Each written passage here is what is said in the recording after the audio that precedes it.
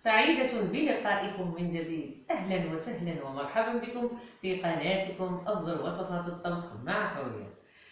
اليوم إن شاء الله نقدم لكم وصفة من الشرق الجزائري، وصفة تقليدية عريقة أصيلة نحضروها بكثرة في المناسبات وغير المناسبات، وخاصة في موسم دخول الربيع، ونقدموها مع الشاي أو القهوة، وخاصة قهوة العصر.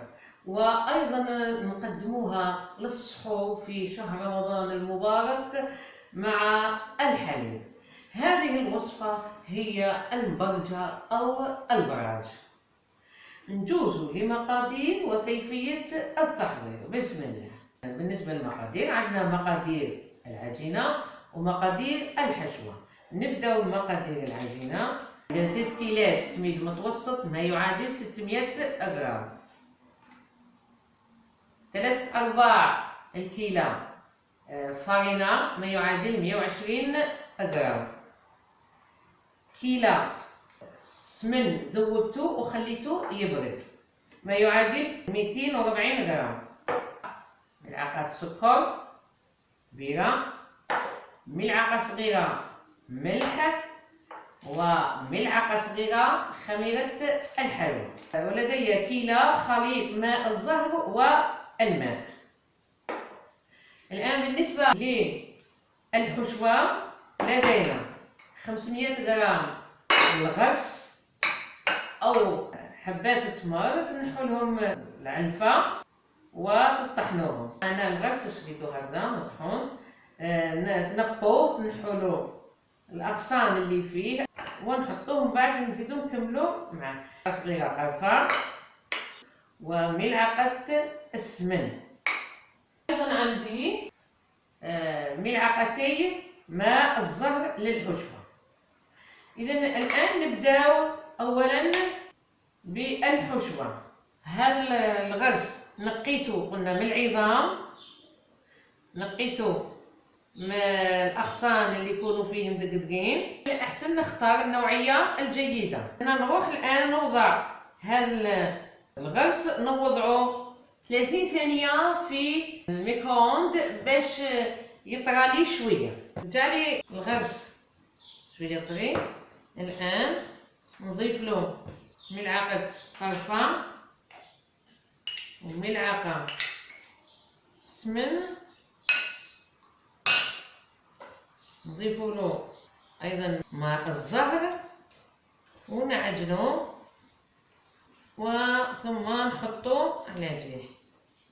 إذا هذيك حضرناها.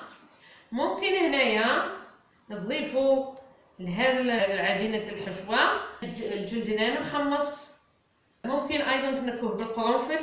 أنا اكتفيت بالقرفة، وانتم ممكن تضيفوا إضافات أخرى. طرية الآن الآن نحطها على جهة ونجوز نحضر العجينة.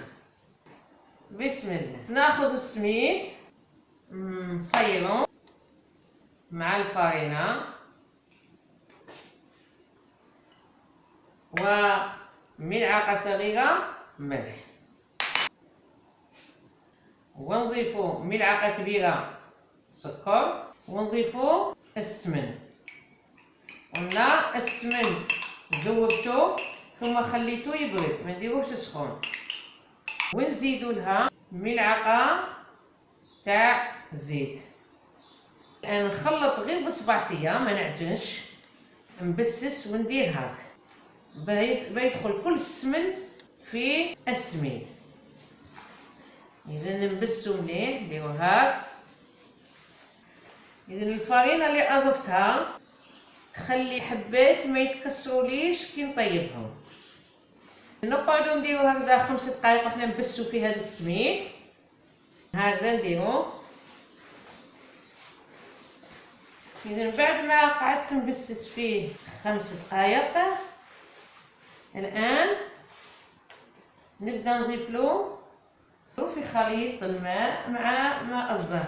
نضيف له قبل ملعقة صغيرة خميرة الحلوى، ونضيف له الماء نضيفو تدريجيا، ما نضيفوش كاع ضربه واحده، وما نعجنوش، نخلطو وكنلمو فقط.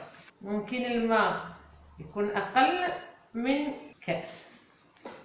هذه هي العجينه اللي تحصلنا عليها. إذن هاي لا ما نعجنوها، نلموها فقط. الآن نخليها ترتاح مدة 5 دقائق ونرجعو نكملو معاكم. خليت العجينة ريحت 10 دقائق باش نشوف إذا خص نزيد نشربها بالماء الزهر أم لا.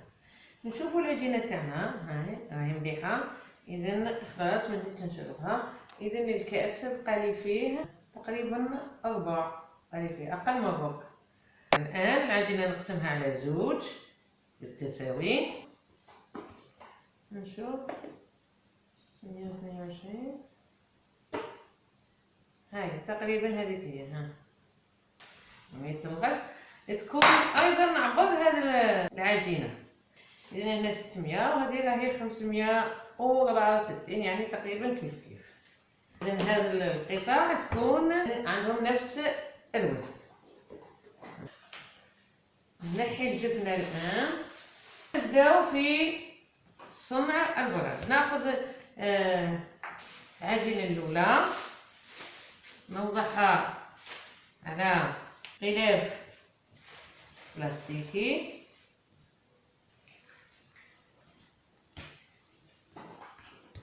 شوفوا قوام العجينة. العجينة ما تجيش معجونة، العجينة تجي تتفتت. ناخذ الغرس ونحللو قليلا. انا راح ندير العجينه على شكل مربع او مستطيل، باه كي نجي نقطعها ما يولوش عندي لي شيت.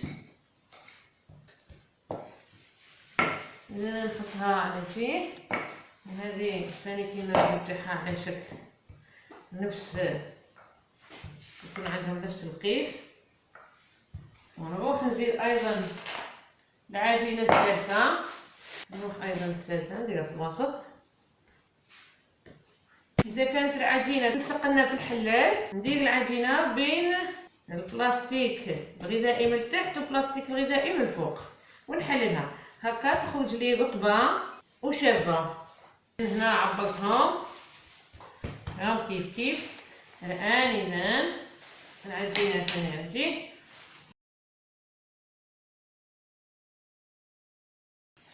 إذن العجينة ثم الغرس هو الطبقة الثانية. نقصو شوية للغرس، ونغطو على الغرس بالعجينتين. نحاول نسكبهم، نحاول نغلق على الغرس بين العجينتين، باكي نحللو العجينه ما يخرج لناش الغرس.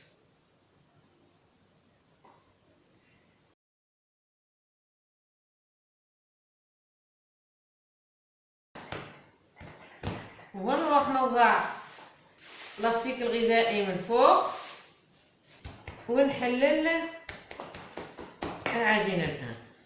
هنا نرجعها على شكل مستطيل هكذا، باه كي نجي نقطعها ما يكونوش عندي لي شيت بزاف. اذا الان بعد ما حللتها خرجتها على شكل مستطيل، نحاول نرجع السطح ونطب بهذا اذا ما كانش ديروا غير بيديكم هكذا. السمك لازم يكون 1 سنتيمتر.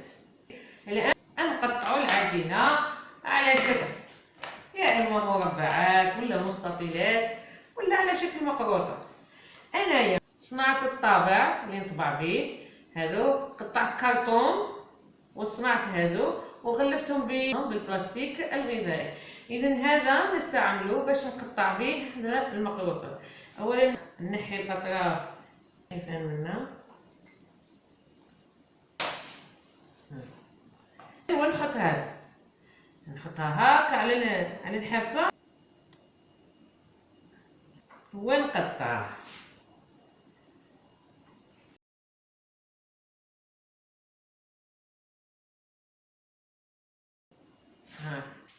نحاول نسقمهم هكا من الاطراف هكذا، ونحطهم في صينيه. إذن كل حبه لازم نسقمها هكا من الاطراف. نزيد نكمل، وكل ما نقطع الصف نحاول نسقم هذا الطرف.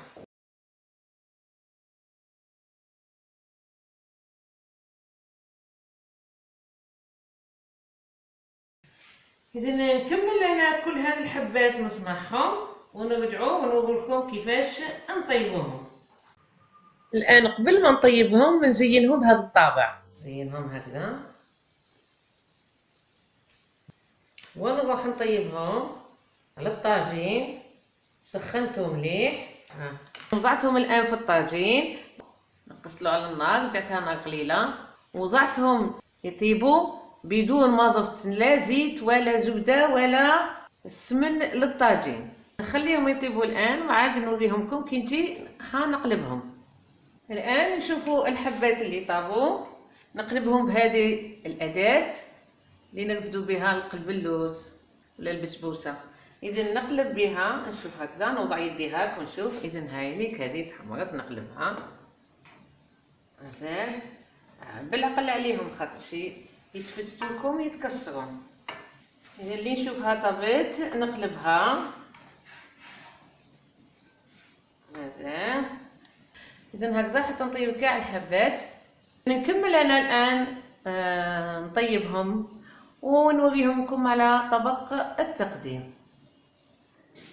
هذه هي نتيجة الوصفة اللي حضرناها اليوم، اللي هي البراج أو المبرجة، اللي نقدموها مع قهوة الصباح أو قهوة العصر، وأيضا نقدموها في شهر رمضان المبارك للسحور مع الحليب.